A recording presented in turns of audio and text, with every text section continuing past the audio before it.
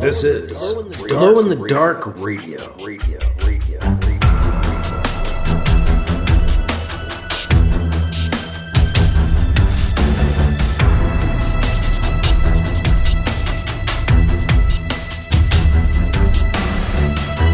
The science fiction podcast with original independent science fiction written and performed by Mike Luoma, with music by Kevin MacLeod.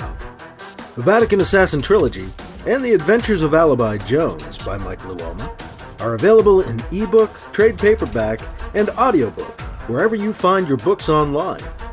Get links and details at glowinthedarkradio.com.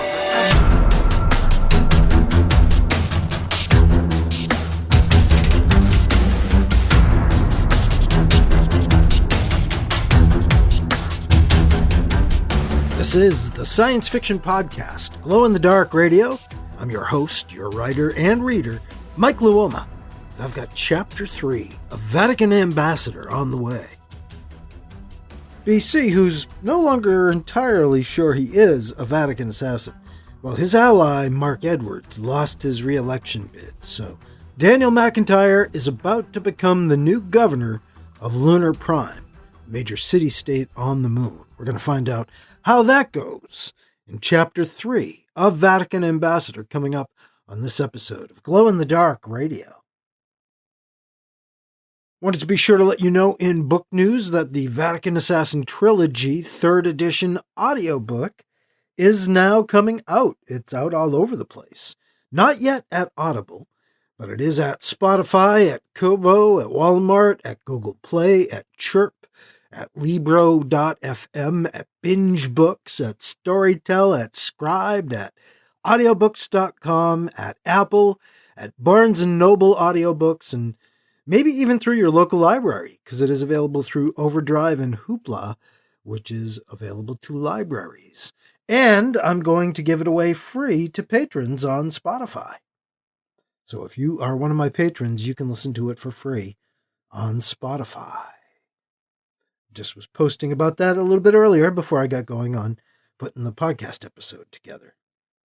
If you'd like to become a patron at Patreon, just head over there, patreon.com/glowinthedarkradio, or go to glowinthedarkradio.com or mikeluoma.com and just look for the links to Patreon.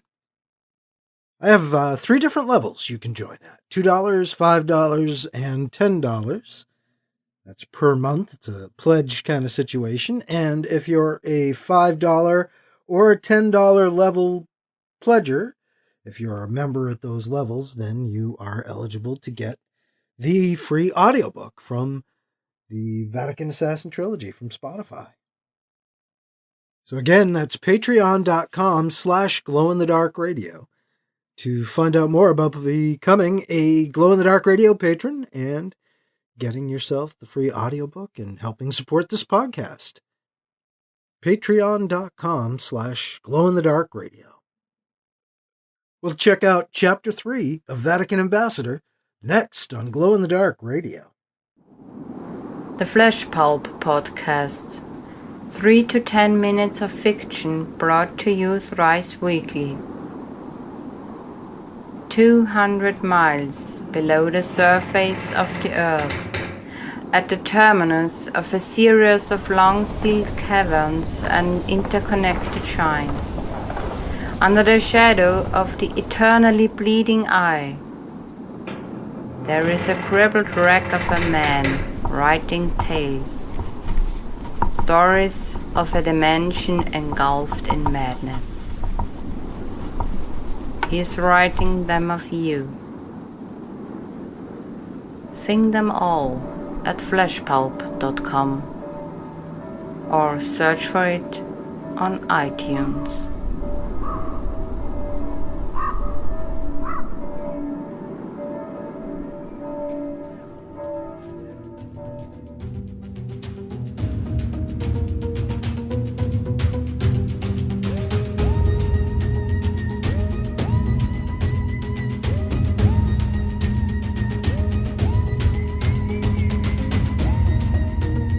Now here's Chapter 3 of Vatican Ambassador on Glow in the Dark Radio.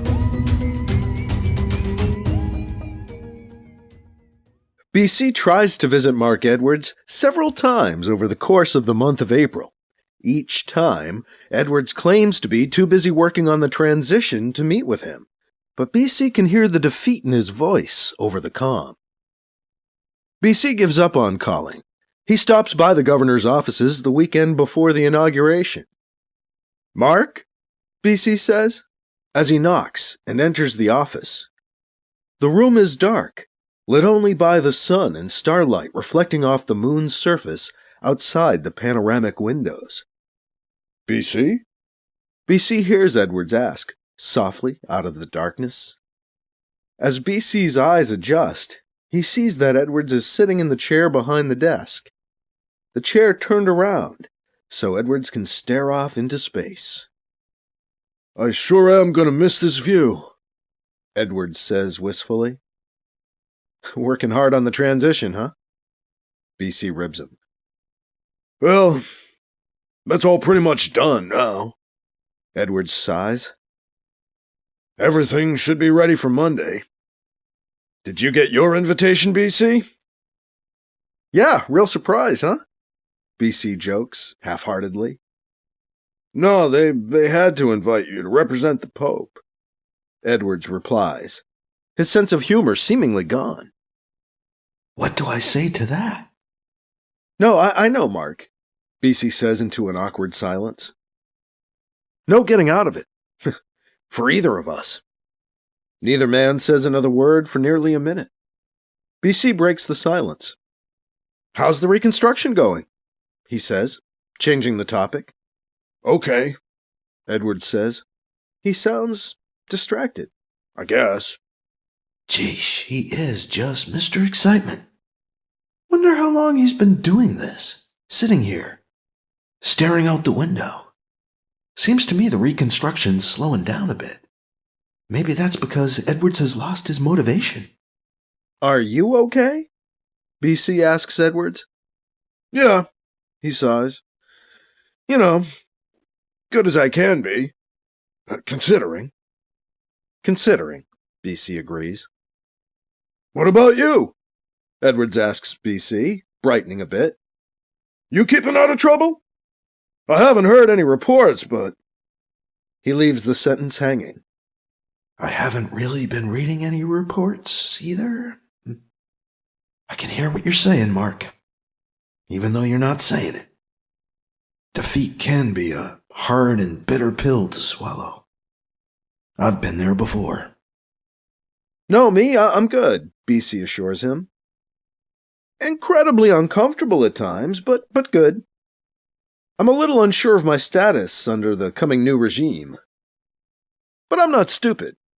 If I've got to work with the guy, I've got to work with him." "I never said you were stupid, BC," Mark says. "Thanks," BC says with a touch of sarcasm. "What are you going to do? What about you? You going to stay here?" "I don't know," Edwards says, again sounding depressed. "Guess I'd better figure that out quick, huh?" "Why, you've got until what, Monday morning?" "Plenty of time," BC jokes. "Better get to work then, huh?" Edwards says. BC can hear the dismissal in his voice. "So, see you Monday?" BC asks. "Yeah," Edwards says, again losing his focus. He turns the chair to stare back out at the stars. BC ducks out of the darkened office, closing the door behind him.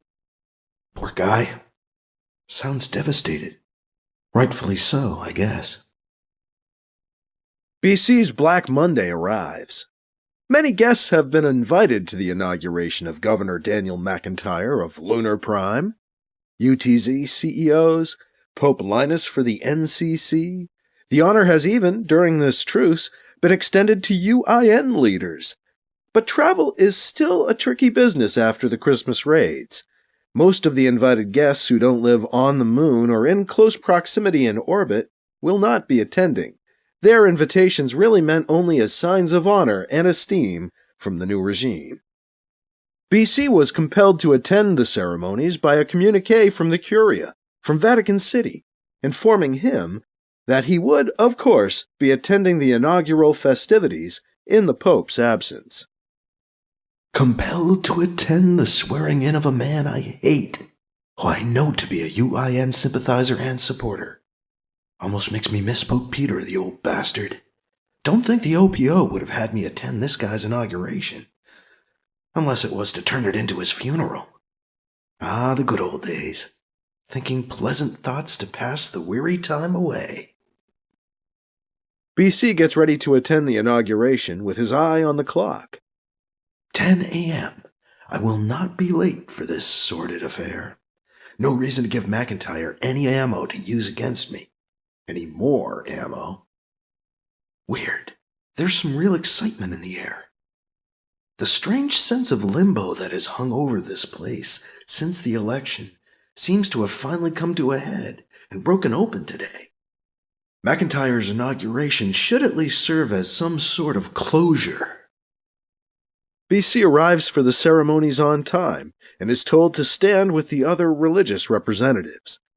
At about 10:15, after the crowd has been seated and fidgeting for about 10 minutes, the lights in the auditorium go down. A piped-in fanfare begins. Golden light fades up, illuminating the hall. At an appropriate point in the music, the crescendo of a fanfare, the auditorium's back doors open with a flash of light, and marching shadows appear. The light continues to rise. BC watches McEntyre walk by in a procession of lunar government officials. Look at that shit. All puffed up and proud. Makes me sick. Guess I can't hit him now. Get brought up on big charges. The moon may no longer be home for me anymore, with him in charge. No more friends in high places. No more backup on Earth, either. Shit. What's next? Keeping quiet and laying low? BC smiles best he can and behaves himself throughout the inauguration ceremonies. He plans to stay at the reception after the swearing-in just long enough to be respectful. Once at the party, BC manages to avoid McEntyre almost entirely, until he is forced to face the man and play diplomat for a brief stint. BC is led before McEntyre as the Pope's representative. McEntyre scowls briefly, but plays nice through the diplomatic rigmarole. BC offers the Pope's official congratulations and regards on McEntyre's election. McEntyre thanks him curtly and dismisses him. Dick. Congratulations, asshole. BC moves aside graciously, so the next official representative can come up and offer their official congratulations. Then he ducks back into the crowd. BC mills around the reception for a short time more. Don't want to stay here any longer than I have to. As soon as he figures it's safe to do so, he ducks out of the reception and heads back to the Vatican mission. Such a relief to be out of there. Hate those things unless I'm working. Then it's more of a game. Well, I was working today. Not the same thing. Not that kind of working. Merely wanted to kill McEntyre. Wasn't there to actually do the job, unfortunately. There is a difference. Well, gotta file another report that no one will ever acknowledge. BC retreats to the Vatican mission. He files a report on the day's events. He starts to call Edwards, but thinks better of it. He probably wants to be alone. Gotta find another window to stare out of, after all. Nah, that's not really fair. The people here, I don't get it. The guy helps put the place back together, but they listen to Daniel fucking McEntyre because he's more charismatic, slicker, sharper or something? Can only hope the guy leaves me alone. Well, that and I hope he doesn't open up the moon, wide open, to the UIN.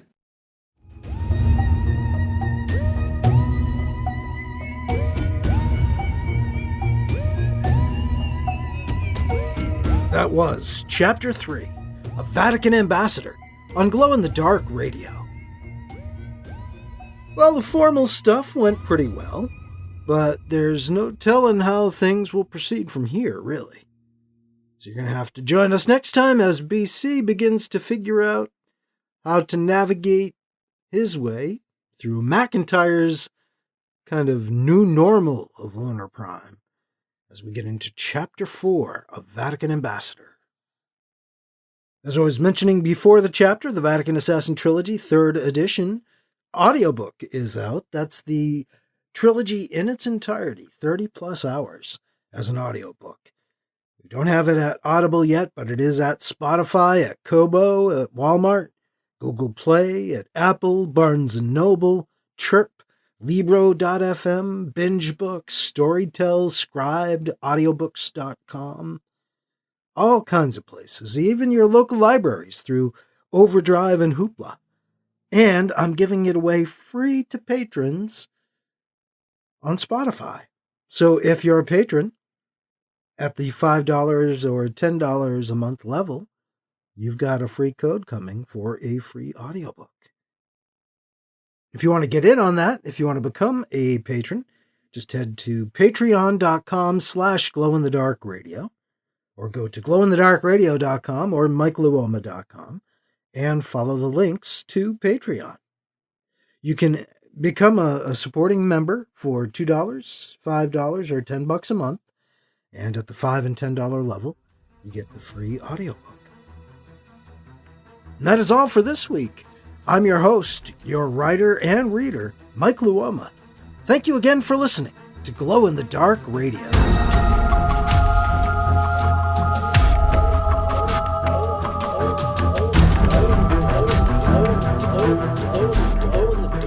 Glow in the Dark Radio.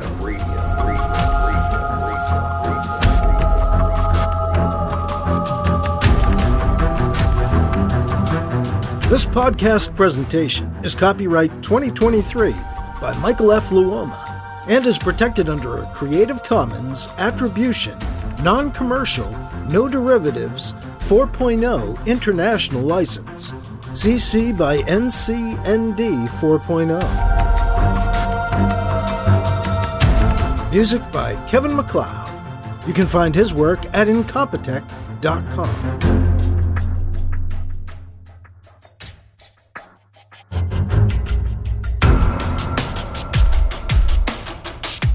Mike's books are available in ebook, paperback, and audiobook, wherever you find books online. Get links and more details at glowinthedarkradio.com and mikeluoma.com. This has been a presentation of Glow in the Dark Radio.